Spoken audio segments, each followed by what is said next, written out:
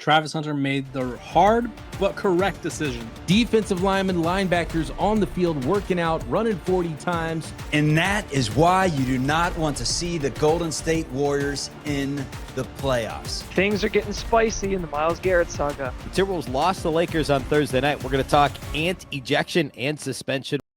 The Locked On Podcast Network presents the Big 6 in 60. The 6 biggest national sports stories from the local experts of the Locked On Podcast Network.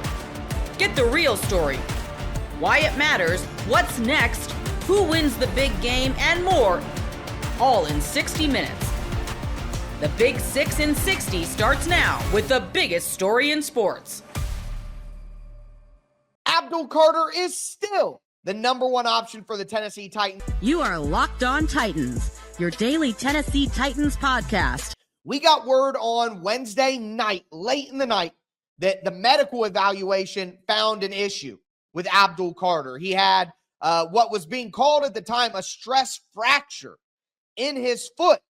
And of course, everybody's freaking out. I'm getting tagged left and right. Now they can't draft him, blah, blah, blah, blah, blah. It was weird because some people who want the Titans to draft a quarterback were almost celebrating that this young man got injured before the biggest moment of his professional career. Very weird stuff right there. But regardless, we wake up in the morning and we get more realistic, positive news. He has a stress reaction in his foot.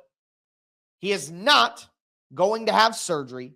He is going to participate in his March 27th pro day at Penn State. And this is not expected to impact his draft stock whatsoever. So in my mind, I have absolutely zero doubts about Abdul Carter from an injury perspective based on this information. I had people telling me, oh, this is two things now. He had the shoulder, now it's the foot. Look, is it ideal that there's anything medical? No, I can admit that it's not ideal. But also, the overreaction is what's killing me. You're telling me that if a team had this player as the number one player in the draft, the best player in the draft, that this issue is going to prevent them from taking him number one in the draft? No. And you look at some recent examples here. Julio Jones had a foot issue coming into the combine. Julio Jones turned out all right. Derrick Henry had a Jones fracture, which is far worse than a stress reaction. You don't got to be a doctor to know that. Derrick Henry bounced back all right. Now, you could find examples of any particular injury throughout the history of the NFL of this guy, the injury, it didn't work out. Okay, great. And you may say to me, well, Derrick Henry and Julio Jones are freaks of nature.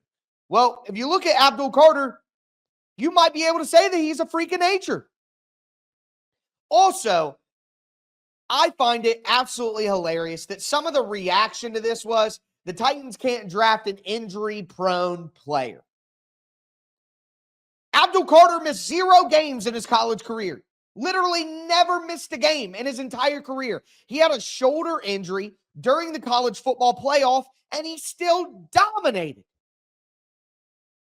Like, I'm sorry, but I think it is insanity that if, presumably, the Tennessee Titans had Abdul Carter in their mind to take with the number one overall selection, that this would somehow delegitimize that.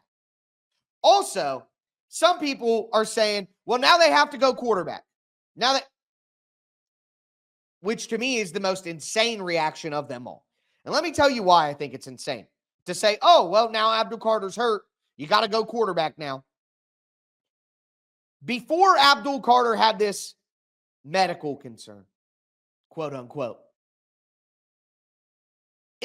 now I'm not saying this is what the Titans think. I'm not telling you that this is the way that the Titans think. I'm just presenting a scenario based on what has been presented to me.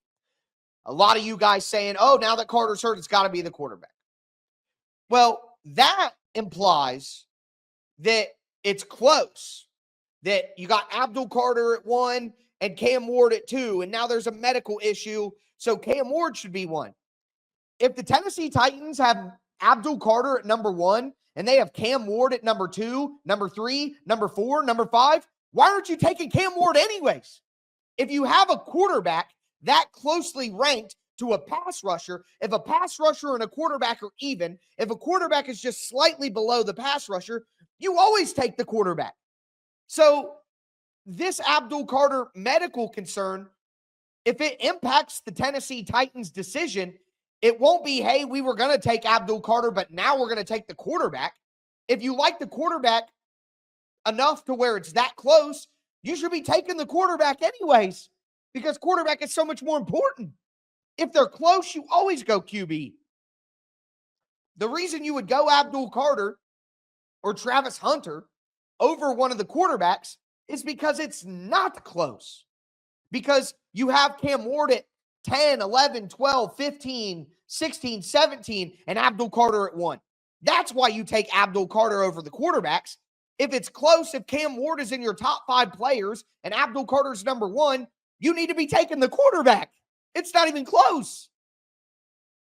So to me, for people acting like this Abdul Carter injury now means that they should pivot to the quarterbacks, that doesn't make any sense, because if they like the quarterbacks that much anyways, they should be taking that quarterback regardless of the injury or the medical concerns or any of that. If it's close, you take the quarterback. The thing is, if it's not close, this Abdul Carter injury wouldn't make you then bump up the quarterbacks. This isn't a teeter-totter. This isn't a seesaw. You know what I mean? This is not a Libra scale. When Abdul Carter goes down, that doesn't push the quarterbacks up. It would push Travis Hunter or Armand Membo or, one of the position players up. Because by having Abdul Carter number 1 and not being willing to go quarterback, you are already admitting that you don't like the quarterbacks enough. So the logic of Abdul Carter getting hurt makes the Titans more likely to draft a quarterback. I don't buy that thought philosophy. It doesn't make any sense to me at all. Because if it's close, you should be going quarterback anyways. And if it's not close, then you shouldn't be taking that quarterback anyways. You should pivot elsewhere. And quite frankly, if there's any impact on the Titans, I think this makes the Titans more likely to trade down now, because Carter is inherently a touch more risky with the medical concern. So rather than pivot to players that you don't believe in, that makes the Titans, in my mind, more likely to trade down. And then if it goes quarterback, then you could take Abdul Carter at number 3 while having more picks in your back pocket, which eliminates the risk. Or you just take Travis Hunter, a guy who I think is going to be a star player in the NFL. When the game tips off, the NBA action is just getting started, and there's no better place to get in on it than FanDuel, America's #1 sportsbook. With FanDuel, you can place live bets throughout the game, so even if you miss the opening tip-off or want to bet on a fourth quarter comeback, you can stay in the action. And if you're looking for a bigger payout, you can even combine your live bets into a same-game parlay. I love using FanDuel's live betting feature because it keeps every moment of the game exciting, whether I'm backing my team for a late-game rally or picking a player to hit a clutch 3. I never feel like I missed my chance. Plus, the app is easy to use, and when you win, you get paid instantly. Friday night NBA action boasts a variety of lines to get in on. The Nuggets 1-point favorites on the road against the Pistons, who have won 8 straight. The 2 best teams in the East face off in Boston, where the Celtics are favored by 2.5 over the Cavs, and the Clippers 1.5-point dogs in their crosstown showdown with the Lakers. Right now, new FanDuel customers can get $150 in bonus bets if your first $5 bet wins. Just visit FanDuel.com to join today. That's FanDuel.com for your shot at $150 in bonus bets. Make every moment more with FanDuel, the official sports betting partner of the NBA. Travis Hunter made the hard but correct decision. You are Locked On Buffs, your daily podcast on the Colorado Buffaloes. Travis Hunter is currently in the process of being questioned about everything, right? I think a lot of people want to know, how are we going to get an answer out of Travis Hunter about his potential position, right? Because everyone wants to know, will he be a receiver? Will he be a corner? What drills is he going to do at the combine to showcase X skills or X skills? And we learned today, Thursday, that is, that he's not going to be doing any of the drills. Now, I've been saying this for a long time, for about 2.5 weeks now, I would imagine, that he and Shedeur Sanders proved enough during the season that they don't really have anything to show at the combine that they couldn't have already shown already, right? I think teams outside of the interviews will have their opinions about them, good or bad. And I think where they would gain the most is in the interview room, right? You're going to have a chance to talk to coaches, GMs, scouts, whatever it is, and just let them pick you apart, right? I think that's sort of the name of the game. The combine is let the teams try to find your flaws, and you show them why. Hey, I have no flaws, or the flaw that you thought I had is not there, right? I think that's sort of the vibe for Colorado, or for these guys at Colorado, because they're not really, I don't know. I feel like they're pretty good prospects at this moment, right? I don't think that they have a lot to prove, right? You win the Heisman, you win the Big 12 Offensive Player of the Year, you win the Defensive Player of the Year, and it's just one of those things where I think there's not much for you to show. And so one thing, I'll touch on this first. Travis Hunter decides not to participate in the combine. I like that. He's going to interview, which is good for him, because I think that'll give him a good gauge on how teams view him or how teams plan to use him, because I do think that he, of all people, is going to need to have a unique strategy when the draft rolls around. If he is adamant about playing both ways, well, then you got to figure out a way to make that happen. 2, he is adamant about playing both ways, right? So let's hear what he had to say, because I think his answers, we're going to break down, we're going to overly dissect this. Let's dissect it together. So if you're in the comment section, get ready, get your listening ears on, because I think we're going to learn a lot from this, or at least what Travis Hunter has to say here. I did some meetings at receiver, did some meetings at DB, so still up in the air. They say nobody has ever done it for real the way I do it, but I tell them that. Right. And I think at the end there got cut off a little bit, but he's telling them, or he's talking about how people say that no one's ever played both ways the way he wants to, right? The examples are Charles Woodson, which he did it in college, kind of. Deion Sanders played a little bit of receiver, but not a lot. I think it was Patrick Peterson played a little bit of both ways. Mike Vrabel played a little bit of both ways, right? When guys play both ways at the NFL, it is usually gimmicky. It's like, okay, we're going to plug you in here for one play only, and you're just going to do your best on that play, and what happens, right? Now, Travis Hunter wants to be full-time at both positions, which I think is where it gets difficult, because when you're full-time at 2 positions, that means you're part-time at 2 positions, right? Because you can't really be a full-time receiver or corner at the NFL, because either way, you're going to have to go to one meeting or the other. Now, they could move the meetings around and stuff like that. I just think it gets really complicated. That being said, I think the feedback he's getting, or at least from that comment, you guys let me know. I like to read into things in Portuguese. We love the drama, if you will. I'm reading into it, and I'm hearing teams are telling him they're at least concerned or hesitant to be like, yeah, we're going to let you play receiver or corner, right? I think the best move for Travis and his people probably going to have to come up with a plan for yourself, right? Whether it's X amount of plays on this side of the ball, or X amount of snaps, right? I don't know what the plan is, but I'm hearing him say teams are telling me that I don't do this, or no one's done it like this before. And then he says he's interviewing at receiver or corner.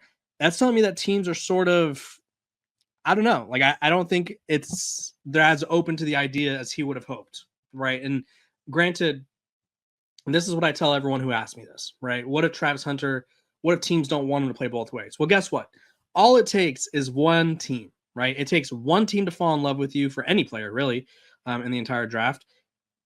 Whatever team that is, so whether it's the Bengals or the Raiders or whoever it is, just takes one team to fall in love with you.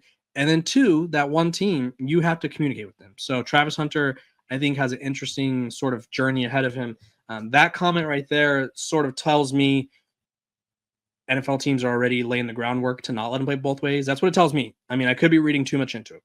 And then there was another question where he was asked if he was going to play, or if he was going to return kicks on punt or kickoff. And he was like, I already have 2 positions. I think 2 is enough, or something like that. So I like how adamant he is about it. I think that's what's going to really keep this in play, is his determination. Because if a team senses that he's wavering in a decision about playing both ways, I think that there's a possibility that they're going to be like, well, it doesn't really seem like you want to do it, so we're just going to we're just going to pretend like that didn't happen, right? So I think Travis Hunter really has to stay confident, stay strong in that belief that, like, hey, I could do this. Because realistically, if there is anyone who could do it, it's Travis Hunter, right? He played, I think he averaged 112 snaps per game, had over 1,000 receiving yards, 11 pass breakups on defense. He had 16 total touchdowns, 15 through the air, 1 on the ground, and 4 picks. And he's great in man coverage. He's great in zone coverage. He's great over the middle as a receiver. He's great as a vertical threat. He's great in the end zone. Like, he's great at everything. So if I'm him, I'm confident in my abilities. Even if I'm not him, like, I personally, Kevin Borba, host of Locked On Buffs, am confident that Travis Hunter has a chance. I just don't know if it's going to be how he imagined. That being said, that's what the combine is for, right? And he'll have a chance to showcase his skills. He's going to be partaking in the Big 12 showcase or pro day, excuse me. And I think that'll give teams another chance it'll give teams a chance to see him up close and personal if they haven't already. The good thing about Coach Prime in Colorado is there was guys at every single game. There were scouts at practices. Like, teams have seen Travis a little bit, or at least a lot, or I think a lot. They should know what he is, right? They just have to figure out how they can use him. And it'll be interesting to see if he talks again with the receivers. Excuse me, I have the hiccups now. It'll be interesting to see just overall what the vibe is. And according to Adam Schefter, it's super important for Travis to be the number 1 pick in April's draft, and he's ready and willing and uniquely. This is Adam Schefter's report. Sorry, extremely weird, worded weirdly. Travis Hunter said Thursday it is super important to him to be the number 1 pick in April's NFL draft, and that he is ready, willing, and uniquely able to play on both sides of the ball in his professional career. We'll see what happens, right? Anything can happen. It takes one team. That quote that he gave, it didn't sound like that's the feedback he was getting, but again, maybe I was reading too much into it. Defensive linemen, linebackers on the field, working out, running 40 times. You are Locked On 49ers, your daily San Francisco 49ers podcast, part of the Locked On Podcast Network, your team every day. All right, Croc, I see a question in the chat about some speed rushers. This is from OKM30 in the chat. It says, Salah's defenses always have a speed rusher. Forward with us, McDonald and Huff in New York. Who fits that mold in this draft? And I've been kind of wondering if a speed rusher could be a top priority for the 49ers in this draft. And I've kind of gone back and forth on it. And I've kind of been the same thing with Will Johnson, right? The Michigan corner, Will Johnson. Yeah, Will Johnson. Will Johnson. Will Johnson. Did Robert Saleh draft that way in New York because those were the players he wanted? Or was his GM drafting the players that he thought were the best and said, here, Robert Saleh, use these players? So, Sauce Gardner being a high pick. Would Will Johnson, the Niners don't pick corners high. The highest DB they've ever drafted was the last pick in the second round last year in Renardo Green in this entire regime. Speed rushers, they've liked bigger, powerful rushers in the past, especially with the high draft picks. And so I wonder if that's what they're shopping for. They want a little bit more juice, a little bit more speed, but you're in luck because there's a lot of those in this draft, Croc. So let's go over some of those. We got to highlight 2 of them who are the stars of the first workout day of the combine. 2 players that we have watched that we liked some of their game, didn't like other parts of their game. They're on our big board. And that is Shamar Stewart out of Texas A&M and James Pierce out of Tennessee. Probably the biggest star of the day, the biggest winner of the day of the workouts, and it shouldn't be a shock based on how he plays and just based on what we heard about how he's going to work out, is Shamar Stewart. And what's interesting to me, Croc, is Shamar Stewart got way down in weight because he wanted to run fast, and he did run fast. 6'5", he's still pretty big, but he was 281 pounds at the Senior Bowl. That was just a couple of weeks ago. That was, 3 weeks ago? Less than 3 weeks, right? And he was down to 267 pounds at the combine today. 6'5", 267, long arms, 34 1/8 inch arms. So that's all prototype stuff. And then threw down a 4'5'9" 40-yard dash, which I believe is now official. 4'5'9" 40-yard dash, a 1.58 10-yard split, which is really fast. Anything under 1.6 is really fast for a big player like that and a defensive lineman. 40-inch vertical and a 10-11 broad jump.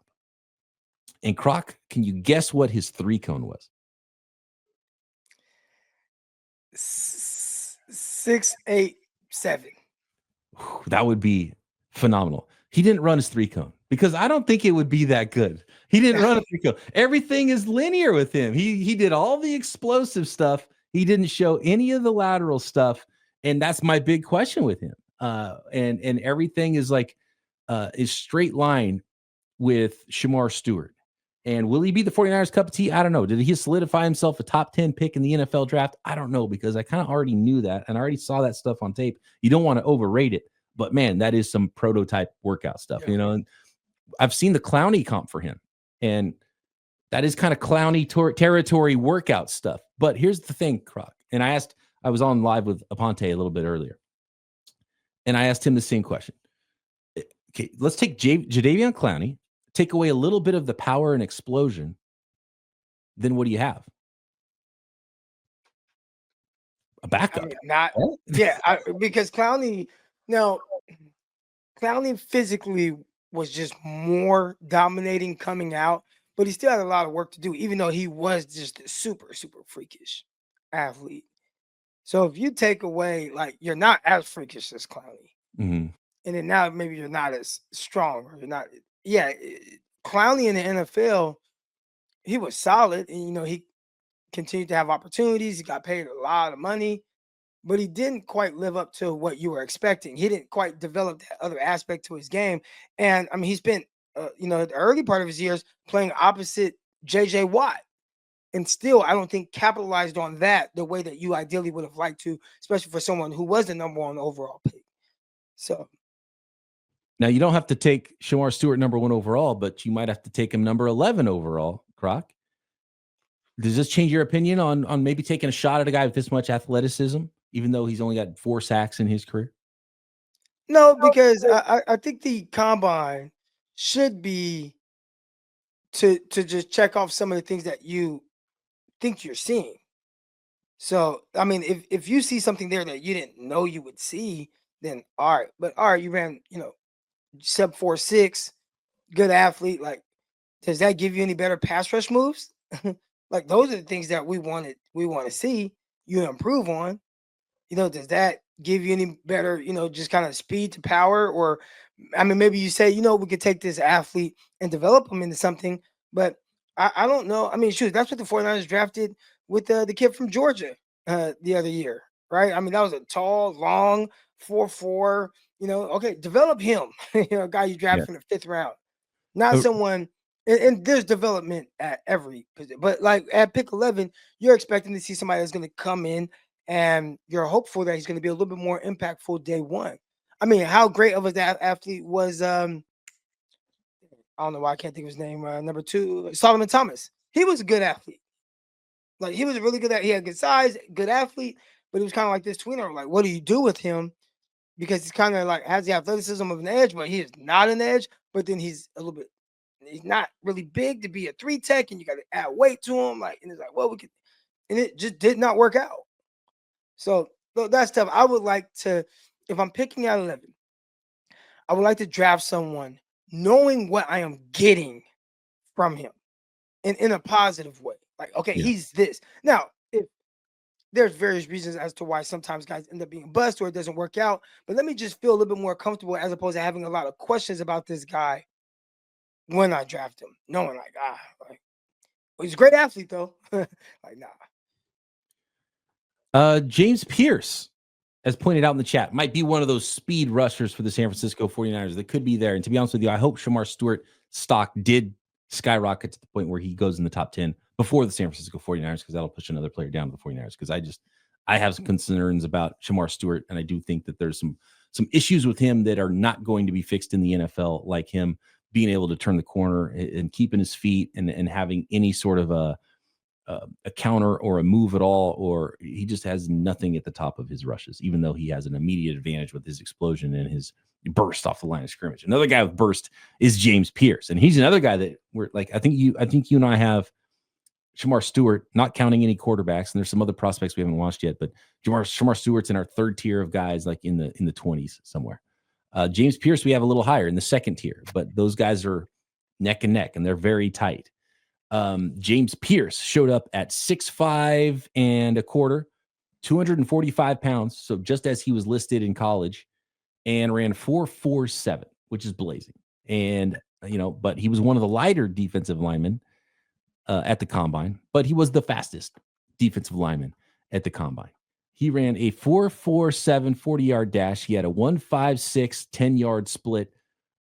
His jumps, 10.3 broad jump, but he only had 31-inch vertical. Now, 31-inch vertical, if you're 6'5", you're doing windmill dunks. That's an athlete, right? But compared to a 40-inch vertical, you might even expect a little bit more explosion from a guy like that. And I think that I think with the vertical and the broad jump measure a little bit more is more how much power do you generate, right? And that's one of the questions we had when we're watching his film. So to be honest with you, I think his combine workout, and guess what? Didn't do the 3-cone. There's the guy that did the 3-cone I want to talk about next. But I think it basically kind of solidifies everything we saw in his tape, right? Just from the few things we saw in the workout. And we knew he was a great athlete. Like he was good in space, great athlete. Like I think he's more of a 3-4 outside linebacker. And by the way, he was looking good in the field drills too. The wave drill where they have him go sideline, this way, and then he makes him run. I mean, he's smooth. He's an athlete, but he's built like a huge wide receiver too. So that's, that helps. Does he have the size? Does he have the frame to get up over 250 pounds? You see a little bit of speed to power on his tape. Can he do some more of that more regularly? I don't know. Is he a fit for the 49ers? I would question it. I bet the 49ers like Shamar Stewart a little bit more because they do like the bigger, more powerful guys that have the get off. But both these guys do have that get off the line of scrimmage. So I could see the 49ers liking both of those guys. For me, 11, I think they're just behind 11 for me, Croc. And I think they're still there for you because the combine confirmed what we already saw on tape, right? Yeah, it doesn't move me at all. I think 2016 Eric Crocker, maybe it moves me like, wow, like, man, freak athlete, develop them. And like, I'm a little wiser now. You can't fool me. And that doesn't mean that you're not going to be a good football player, but it's just, I like to look at someone that I just feel like has a little bit more complete game. Like if you told me the 49ers drafted the Nolan kid, all right, like, because I feel like I just know what he is. Even if I don't even know what he tested like today, but I just feel more comfortable with that because I know what his game is. And what I would be trying to look to see is, does his athleticism meet the kind of like the athletic threshold that I would have for that position? And I would like to see that because I feel like, okay, well, I know this threshold kind of translates better to the NFL, but I know what his game is, and I'm just more confident with that, how we could fit in with the 49ers. When the game tips off, the NBA action is just getting started, and there's no better place to get in on it than FanDuel, America's #1 sportsbook. With FanDuel, you can place live bets throughout the game, so even if you miss the opening tip-off or want to bet on a fourth quarter comeback, you can stay in the action. And if you're looking for a bigger payout, you can even combine your live bets into a same-game parlay. I love using FanDuel's live betting feature because it keeps every moment of the game exciting, whether I'm backing my team for a late-game rally or picking a player to hit a clutch three. I never feel like I missed my chance. Plus, the app is easy to use, and when you win, you get paid instantly. Friday night NBA action boasts a variety of lines to get in on. The Nuggets 1-point favorites on the road against the Pistons, who have won 8 straight. The two best teams in the East face off in Boston, where the Celtics are favored by 2.5 over the Cavs, and the Clippers 1.5-point dogs in their crosstown showdown with the Lakers. Right now, new FanDuel customers can get $150 in bonus bets if your first $5 bet wins. Just visit FanDuel.com to join today. That's FanDuel.com for your shot at $150 in bonus bets. Make every moment more with FanDuel, the official sports betting partner of the NBA. And that is why you do not want to see the Golden State Warriors in the playoffs. Not quite a career high for Steph Curry in points nor three-pointers. He had hit 13 before. The NBA record was 14 from Klay Thompson, but Steph puts it in the bucket from deep 12 times, 56, man. Incredible stuff from Steph Curry. We got MVP chance in Orlando. San Francisco, this side of the country, Orlando all the way down here on the other side of the country. And we got Steph Curry chance in Orlando. What a show he put on. Craziest part of this game, the score. Warriors 121, the Magic 115. This was not some sort of blowout. It was a game that Steph Curry had to will the Warriors to a victory in. The Magic played great. Steph Curry played better. The Magic scored 21 points in the third quarter. Steph Curry scored 22 points in the third quarter. There were Curry flurries down the stretch, but let's hit it chronologically. Paolo Banchero torched the Warriors in the game. He had 41 points, 24 in the first half on 10 of 12 shooting. Nothing could stop the Magic. It was their best first quarter of the year. They were 15 of 18, 4 of 6 from 3. They looked phenomenal. They were 5 of 10 from 3 to start the game and 5 of 28 their entire last game against Cleveland. This is the worst shooting team in the NBA. They were red hot, and they had a 14-point halftime lead.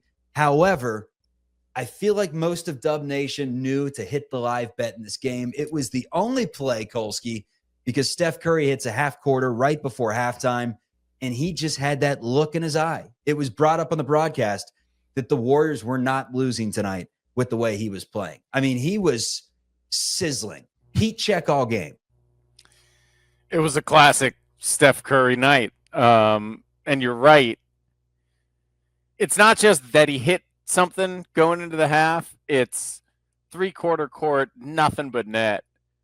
Just, I almost felt bad for the Magic, up 14 at halftime. They played so well. Because they did. They played so well, but you knew they couldn't shoot 65% for another half of basketball. And you just knew Steph Curry was coming. And boy, did he. That third quarter was, again, a classic. 22-point quarter. How many 20-point quarters did Steph Curry have over the heart of the Warriors championship run? It's just, it feels good. There's nobody like him in the league, maybe ever, but certainly right now, where he can excite an opponent's building in his favor better than anyone I can ever remember seeing. Because, look, people are amazed by LeBron. People were amazed by Jordan. But, like, there's an anger when they're doing it to you. And somehow there's something so wonderful and joyful and beautiful about Steph Curry playing basketball that when he starts doing it to your team, it's hard not to still kind of like it. And, yeah, there's a lot of Steph Curry fans in that house, but there were a lot of Magic fans giving him an ovation when he subbed out in that third quarter. It's the dream, man. I remember back in YMCA basketball back in the day, you're never thinking about, hey, we're going to come back on this team that's bigger, stronger, faster than us. We're down 27 at halftime. We're not coming back by taking the ball to the rim and dunking on these big fellas. We're going to chuck up some shots and hope that they are going to go in. And with Curry, like down the stretch of this game, I mean, it's Steph Curry, so there's no such thing as chucking up anything. There's no such thing as hoping. These are calculated shots. But some of the difficulty on these shots, and he missed a few of them, don't get me wrong. But, I mean, they're throwing doubles at him. They were not going to let Steph Curry beat them, and he still beat them. He found a way every single time, man. No one has wanted to let Steph Curry beat them for a very long time. You know what I mean? Like, he's been on the level of don't let that guy beat you for a decade. And he still beats people all the time. And you know what? Jimmy Butler wasn't particularly good tonight, but his presence is still enough to give that extra couple inches of space. The fact that Moody and Podziemski are playing so much better, that helps to just give that extra inch of space. And I think sometimes when it had been so hard for so long with so little other scoring threat on the floor, you can forgive some of the outsiders for forgetting that it's just that extra fraction of an inch that this guy needs to be as dynamic and explosive of a scorer as the NBA has ever seen.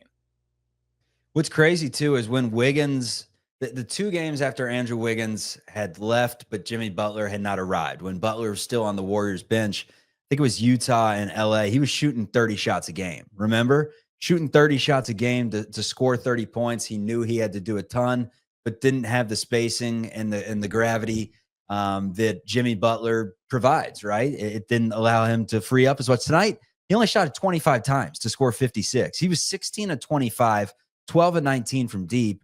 He got to the free throw line 12 times. He knocked every single one down. Did have 4 turnovers in the game, but you can excuse that at this point. Draymond had 4 turnovers too. That's just the Golden State Warriors, man. You get a few Draymond turnovers, throwing passes off the backboard from time to time. It's part of the game. And then Draymond actually the other way and knocked down 3, but that's part of the Warriors' experience. You also get 12 threes from Curry. Draymond's weren't so bad for me tonight. Steph had a couple of that attempted pocket pass to, I believe Kalena described it like he threw it into Wendell Carter's calves. That was brutal. There were a couple of throwaways from Steph that were awful.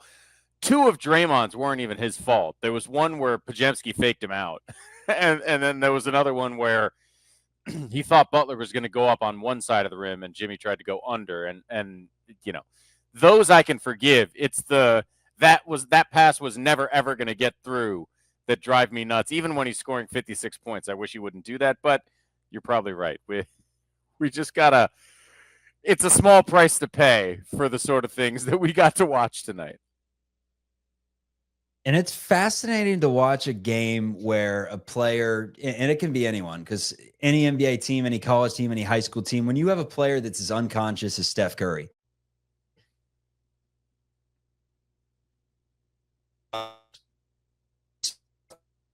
they're going to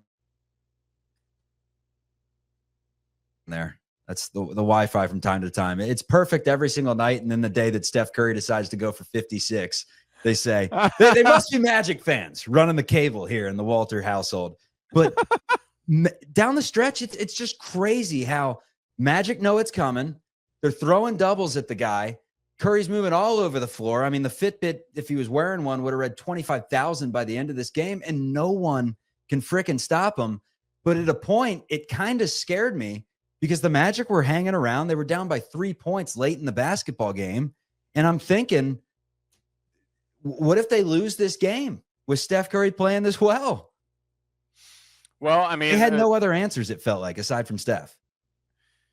Yeah, and I do think that's something we can talk about, and maybe tonight's not the night because there's plenty of good stuff to focus on tonight. But, you know, Jimmy Butler isn't Jimmy Butler yet, and I think a huge part of that is just conditioning, and there's game, you know, there's being in shape, and then there's being in NBA game shape, and you can't get in NBA game shape without playing NBA games. And you know, he sat out for a long time, came back, started to find a rhythm. Then it had the whole All-Star break to sit out, which for him was, you know, over a week.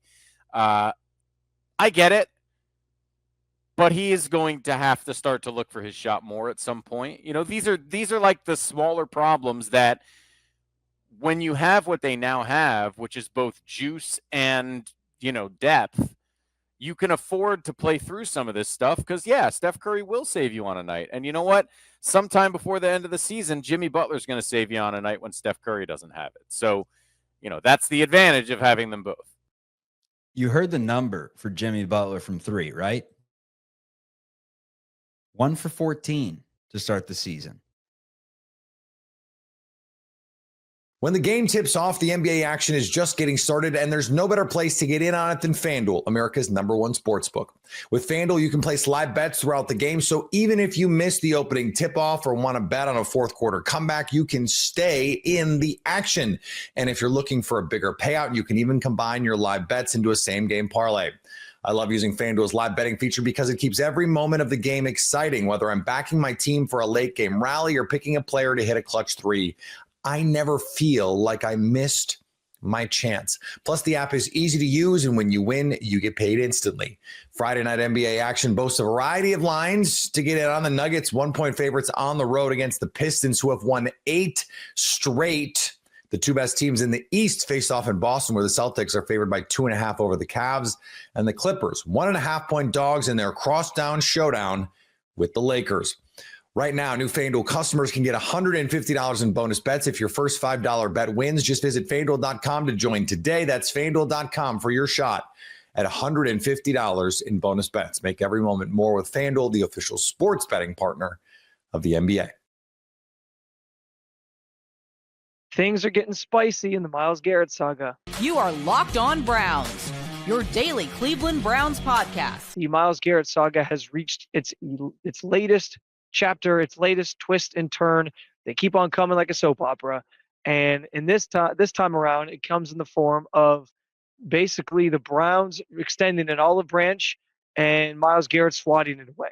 So on Wednesday night, Mary Kay Cabot of Cleveland.com, she reported that the Browns are willing and preparing, if you will, to offer Myles Garrett a contract extension that would make him the highest paid defensive player in the game. She referenced it being upwards of $40 million a year. That would surpass, I think it's Nick Bosa or Joey, I think one of the Bosa brothers, I think maybe Nick, who has the highest contract for a defensive player in the game right now. And it would leap that. It would surpass that. And rightfully so. The Browns keep saying they want Myles Garrett to be here.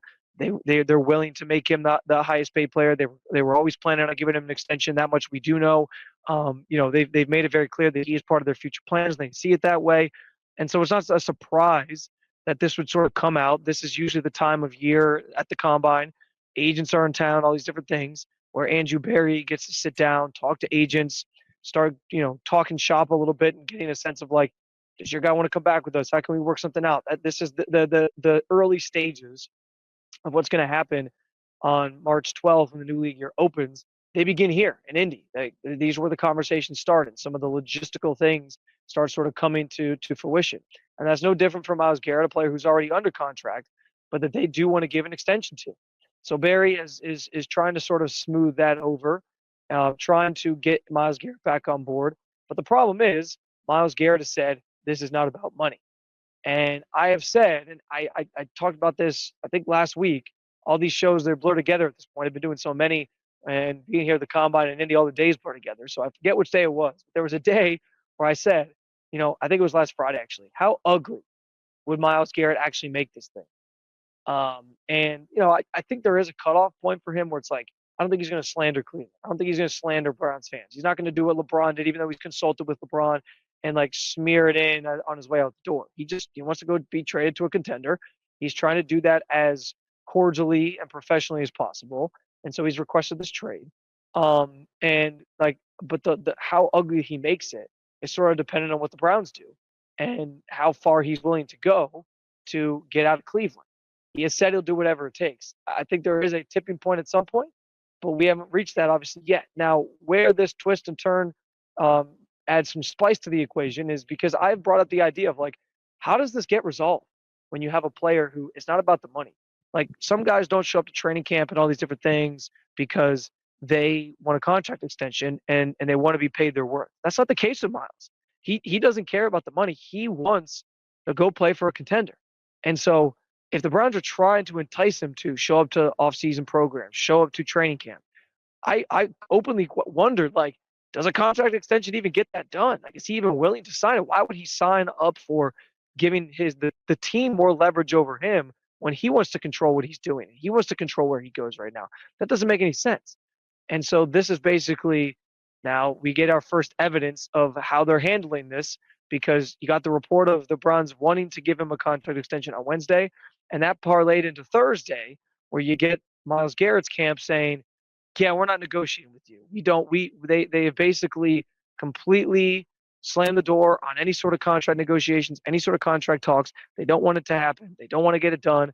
They do not want to be part of the Browns, and so they're not willing to even negotiate with the Browns on what they could potentially be doing or what their plans. Like they don't care. They've drawn their line in the sand, and this is them digging their feet in deeper and saying, we don't want to do this. We want to go somewhere else. That's been made very, very clear time and time again. And now they're making it clear yet again for the, third, fourth, fifth, however many times. I don't know how many radio shows you did on Radio Row, but they're making that clear yet again. And so, as I said the other day, this is the fascinating part of all this because I don't know what this means next. I wondered out loud how you get somebody back on board when they don't want to be there and it's not about the money. Like a lot of times money fixes things in the NFL. You throw money at a guy, he's back on board. You throw money at a guy, he shows up to training camp. You throw money at a guy, he's happy again. He gets the morale boost and he's playing at a higher level. All those different things. That's not what Myles wants. And so if your plan for trying to resolve this is just throw money at him, there was never a guarantee that was going to work, and it doesn't sound like it's going to. So what's next? He's going to skip the offseason program. I'm already assuming that. He's going to skip veteran minicamp. I'm already assuming that. Does he, I said it in that episode. Like, does he skip training camp? Does he skip a whole season? Is there a way to get him back on board and be like, why don't you start the season with us? And then if things aren't going great, we'll trade you the trade deadline. Like, what is the solution here? If a guy does it, if it's not about the money for a guy and you still have control of him, but you're sort of playing hardball, but he's playing hardball right back. And listen, it's early. It's February, the counter's about to flip to March. So I'm not saying like they're going to work all these things out right now, or they're not going to figure it all out right now. What this even, if there even is a relationship to salvage at this point. So there's a lot that can happen. But with the off season or the start of the new league year less than 2 weeks away, like, this thing is as volatile as it could be right now. One side's digging their feet and saying, we're not negotiating. The other side's saying, we want to bring you back. I mean, Kevin Stefanski went as far on Thursday to say, and I played you the clip, like, we envision him as part of our team in 2025. We envision him as part of our team next year and the year after that and the year after that. Like, they continue saying, and Kevin Stefanski reiterated it, they don't have any plans to move him. They want him to be a Cleveland Brown, and they're going to do whatever it takes, it seems, to make sure he can stick around. But if whatever it takes is being a championship contender, I don't know how you put lipstick on that pig and turn that around enough to convince him to stay. I mean, this is truly a problem. It's a bit of a soap opera, but this is why I'm so fascinated in it, because it's unlike any scenario, any situation we've ever seen in the NFL. Because most of the time, again, these situations are born out of a contract that's expiring, or a player that is just disgruntled because they don't have any more guaranteed money in the deal and they want an extension. They want you to add a couple years on and pay them, give them what they're worth, match the market value for a certain position. That usually is the case, and that usually solves all your problems. It doesn't sound like it's going to fix all the Browns' problems in this instance. So who wins the standoff? Who ends up winning? Does Myles Garrett hold out long enough and stay away long enough and make this thing as uncomfortable as possible to get the Browns to eventually just concede or bend the knee and say, all right, that's it, we'll trade you? Or do the Browns just keep on pointing and saying, you're under contract, you're under contract, you're under contract? And this, to me, like, all of this stems from, I think Andrew Berry is trying to save face. He knows right now he is linked to being the GM who made the trade for Deshaun Watson, the worst trade in NFL history is how it's being labeled. He knows that because of that trade, because of his inability to build a competent roster around Myles, that he's now pissed off Myles, the second best player in franchise history. And he also knows that if he trades that player, then it's the trifecta. It's three things that are just like inexcusable for a GM to be associated with. So he's trying his damnedest to make this thing work. And what's interesting is, like, again, those Stefanski comments where he says, like, we envision it as part of our team in 2025 and beyond. The way they talk about this, they make it seem like there's a path forward, like that they know something we don't know, that they know they've had conversations with Myles where they know, like, hey, if we get a quarterback, you'll be back, right? Like, but every step of the way so far, everything they've said, everything they've done, I mean, Myles used Andrew Berry's own words against him from what he said at the end of season press conference. Like, it doesn't seem like there's a getting back on the same page scenario even in this, like, baked in this at all. Myles seems dead set getting out of Cleveland and ending this relationship, ending this partnership, going to a contender. And it doesn't seem like there's anything the Browns can do to change his mind unless they were able to somehow overhaul the roster and end up with, like, Patrick Mahomes or Joe Burrow or something completely outlandish that's never going to happen. So, again, I'm fascinated to see this. The fact that this next sort of narrative or this next sort of chapter of this whole thing played out here at the Combine was interesting, and it's worth talking about because we will document this thing every step of the way, of course, as it continues to unfold. When the game tips off, the NBA action is just getting started, and there's no better place to get in on it than FanDuel, America's #1 sportsbook. With FanDuel, you can place live bets throughout the game, so even if you miss the opening tip-off or want to bet on a fourth quarter comeback, you can stay in the action. And if you're looking for a bigger payout, you can even combine your live bets into a same-game parlay. I love using FanDuel's live betting feature because it keeps every moment of the game exciting, whether I'm backing my team for a late-game rally or picking a player to hit a clutch three. I never feel like I missed my chance. Plus, the app is easy to use, and when you win, you get paid instantly. Friday night NBA action boasts a variety of lines to get in on. The Nuggets 1-point favorites on the road against the Pistons, who have won 8 straight The two best teams in the East face off in Boston, where the Celtics are favored by 2.5 over the Cavs, and the Clippers 1.5-point dogs in their crosstown showdown with the Lakers. Right now, new FanDuel customers can get $150 in bonus bets if your first $5 bet wins. Just visit FanDuel.com to join today. That's FanDuel.com for your shot at $150 in bonus bets. Make every moment more with FanDuel, the official sports betting partner of the NBA. The Timberwolves lost the Lakers on Thursday night. We're going to talk Ant ejection and suspension. You are Locked On Timberwolves, your daily Minnesota Timberwolves podcast. So the Timberwolves come into this game, of course, no Rudy Gobert. He's still out. Still no Julius Randle. But it is the return of Dante DiVincenzo after missing the last roughly 6 weeks, actually. And the Wolves did okay with him out. Like they were, I think 11-8 was the record. I think he missed 19 games. And, of course, when DiVincenzo went out, he was in the starting lineup. They brought him back off the bench, presumably a minutes restriction of some sort. I haven't seen the postgame with Chris Finch yet, but he only played 23 minutes. He played really well. He actually had the best plus-minus of any Timberwolves player, third best plus-minus of anyone in the game in this one, a plus 15 and 23 minutes off the bench. I thought Dante played very well. He also had 6 assists and no turnovers. But return of DiVincenzo was very nice to see. Again, still no Randall, still no Gobert. The Lakers relatively healthy. Earlier this year, the Wolves played them with no LeBron. Of course, it was before the Luka trade. No Jared Vanderbilt. Those guys are all back. Luka was on the floor. LeBron was on the floor, and they both played fairly well. LeBron was awesome in this game. So, according to FanDuel, the Lakers were on FanDuel, the Lakers were 5.5-point favorites in this game. They ended up winning by 9. And early, it looked like the Wolves were going to lose by 19. It looked like there was no interest in the Timberwolves on the Timberwolves' part of being at the game at all. They had 13 points midway through the first quarter. They finished the first quarter with 17 points. They were down 16 after the first frame. It just almost no competitiveness for Minnesota. The bench unit did better than the starters. Jalen Clark was started, 4th start in his career, got into early foul trouble. Ant was bad early. Nas was bad throughout. Jaden did nothing scoring wise until the second half. So it was really the bench that had to carry them offensively. A little bit of TJ Shannon early, a little bit of Nikhil. I think Dante hit an early 3. It was limited offense, we'll call it. So down 16 going to the second quarter. Eventually, though, the Wolves started to play harder defensively. The Lakers only had 12 turnovers for the game, but the Wolves turned them over, were pretty opportunistic in the second quarter and got some easy offense going the other way. And also ran a bit after defensive rebounds, which is not super in character for Minnesota.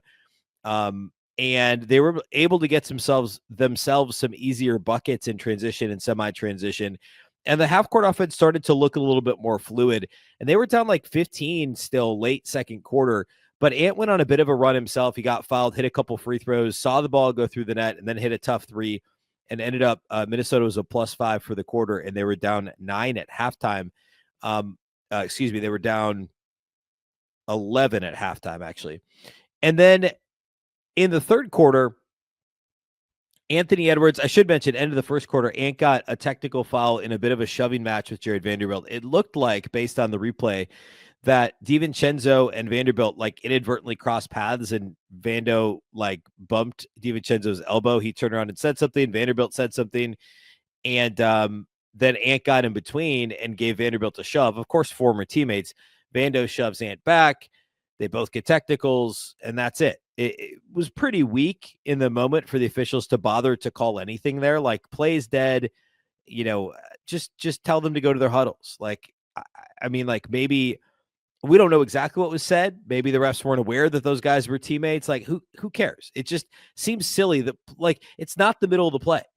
It's dead ball situation. Just tell them to go back to the bench. Why bother call the double technical? They do. Ant gets one technical there. And then in the third quarter, Ant gets bumped. I forget who it was. It might have been Austin Reeves. And honestly could have been called for an offensive foul, I thought, with the off arm, but it had to have been something. It was a foul on somebody. Ant falls down and slides, and they don't call anything at all. And then he complains while he's sitting on the floor, and the Lakers are trying to time out for a jump ball. And referee Brent Barnaky calls him for a technical, which then was his second of the game. He was ejected. Ant doesn't leave the floor. He throws the ball into the stands, which is undoubtedly a big fine. He's already been fined a ton this year. So my take on the Ant thing, I'll give that quickly now. obviously selfish. It's at the point, and I understand the frustration. I've talked about it a lot on this show. Ant does not flop around like insert star player here. The Lucas, the Shai Gilgeous-Alexanders, James Hardens of the world. Like, he doesn't play that way. He plays through contact. He's like a running back. Guys bounce off of him. Sometimes contact doesn't impact him. The one I'll never forget is the marginal contact in the last 2-minute report from the SGA play last year, where SGA is literally gripping his arm. It's not just like a tap, which is a foul. It's like his hand was wrapped around Ant's forearm on a dunk, and it was called marginal contact because it didn't impact the dunk attempt, because Ant is really strong. It's the Shaq syndrome. It really is. He doesn't get calls. I get it. The first technical was weak. Don't get involved, Ant, but it was a weak call. The second one, also weak. The throwing the ball in the stands thing, but Ant's got to be smarter because he's already got the one technical, right? Like, he can't put himself in that situation. And then throwing the ball in the stands, I guess, as long as he's not suspended another game for that, if he's just fined, I guess fine. It's his money, right? Like, it just doesn't, it's not a great look. It's kind of tantrumy. But look, I get it. I get Ant's frustration. And the technicals were both weak. They just were. And I haven't seen Chris Finch's post game yet. I don't know what he said about it, but Ant has to think smarter than that. The Wolves were kind of on the upswing in this game, and it halted a little bit of momentum in the moment. And now he's been suspended for the Utah game on Friday night because it was his 16th tech of the year. And now for every 2 technicals after this, when he gets to 18, when he gets to 20, when he gets to 22, it's another game suspension. And he can't have that. All right, so after Ant was ejected in the third quarter, the Timberwolves were still down. I think it was hovering around double digits at that point. This thing, like, the Wolves just kept chipping away. And the fourth quarter was just a TJ Shannon onslaught. It was a little bit shades of the OKC game. The Lakers are missing a bunch of shots, but I actually thought it was a little bit different because the way the Lakers approach things, the way OKC approaches things is different. The fourth quarter started with Minnesota down 11, and then they were quickly down 13. There was the Austin Reeves 3-point attempt with the foul called on Jalen Clark. He swears he didn't touch him. Upon review, it's still unclear to me if he actually touched him. The officials said he did on the replay. I think they would have been better off saying it was inconclusive because to me, it was not conclusive. He touched him. But I guess I get if you can't prove he didn't touch him, which is why that's a tough challenge to win. Unless you could prove he did not touch him, they can't really overturn it. So, I think it was a bad call and worded poorly by, I think it was James Williams in the arena, the refereeing crew chief. The Wolves lose the challenge. Lakers go back up by 14. And then you kind of get this back and forth, like LeBron misses a bunch of shots. TJ Shannon then goes off. Dante hits a 3 mixed in there. Shannon scores a bunch of points in a row. The Wolves get it down to 4 points with just under 7 minutes to play. So actually, let's do it. 6.5 minutes to play. Wolves down 4. TJ Shannon in the open floor after a miss from Austin Reeves. The Wolves have an opportunity to get it to within 1 or 2 points. Shannon tries a whirling dervish spin after being awesome the last 5 minutes, scoring a ton of points. Bad decision in the open floor. The ball gets stolen. On the other end, Nas gets called for a shooting foul, which appeared to be the right call with the body. The block looked clean, but there was probably a blocking foul. Nas turns around and the cameras caught him saying, you need to call that on the other end too. He gets a technical for that, which I don't know. Every elementary school, middle school, high school coach in every game across America says that in every game and doesn't get called for a technical. I don't even think he swore, just based on the clip I saw. And he gets a technical. The Lakers hit the technical, but then miss the other free throws. So it's still just a 5-point game. Make the technical, but Vanderbilt misses the 2 free throws. The Wolves are still within 5. They come down. Nas gets a wide open 3-point attempt and misses. Then the Lakers come down. Gabe Vincent misses a 3. The Wolves come back down. TJ Shannon turns it over again. Maybe that was the whirling dervish turnover. At any rate, he had 2 turnovers in a span of a minute with the Wolves within 4 or 5 points. TJ Shannon did. And sandwiched around the Nas technical and the Nas open miss 3. And that's where the game shifts. Jaden still hits a bucket the next time down. The Wolves get to within 3, but then JJ Redick calls a timeout. The Lakers never look back. The Wolves are within 3. They never got closer than 4 the rest of the way. They pushed it to 7 with just over 3 minutes to play, and then back to 7 with just over 2 minutes to play. Got all the way to 8 with 2 minutes left, and that was basically it. So that was their opportunity, and they blew it. It was just the missed open 3 from Nas and a couple turnovers from a rookie who played extremely well in this game. And then it was Luka and LeBron down the stretch. Of course, there was that nutso Luka 3 from the left wing, which is actually Ant's spot above the break over there. That was the end of the shot clock to push it from 95 to 91. It was still just a 4-point game. I should also note Nas missed a free throw mixed in there too. That could have made it a 3-point game again. Instead, it's a 4-point game. Luka beats the shot clock with the 3 to push it to 7. And TJ Shannon scored right out of the timeout on the next possession, but the Wolves never got closer than 5 the rest of the way. So tough end for Minnesota without Ant available, of course. I mean, like, overall, not really a game they deserved to win, especially with the way that they started. Good resiliency showed throughout, for sure. What was interesting in this game, the Wolves won fast break points 23-7. The Lakers only turned it over 13 times, which is just one more time than Minnesota. The Wolves did a good job not turning it over. The Lakers don't generate a lot of turnovers anyway, but turnover battle was close, but the Wolves won fast break points 23-7. They were running consistently early, often in this game, and that was really a smart approach. They lost the rebound battle by 11. They gave up 16 offensive rebounds to the Lakers. And if you give up 17 boards to a 40-year-old LeBron James, not ideal.